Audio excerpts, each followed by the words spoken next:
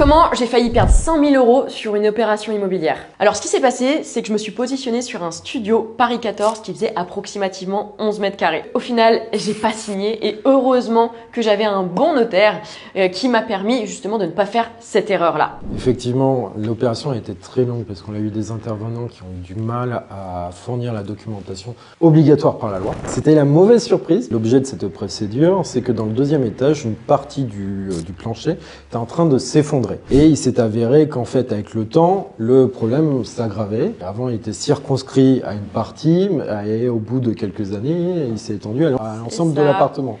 Ce qui pouvait laisser entendre que ça allait encore empirer sur l'ensemble du bâtiment. Donc en récap, j'ai failli acheter un appartement à 100 000 € où le plancher de l'appartement du deuxième étage, alors que je suis au rez-de-chaussée, était en train de s'effondrer. Il y a un expert qui est venu et qui est passé à travers le sol. J'ai préféré mettre un terme à cette acquisition car il y avait vraiment une problématique sur la solidité du bâtiment et heureusement que j'avais un notaire qui a pu effectuer toutes les vérifications dans la data room car j'aurais pu ne pas m'en rendre compte.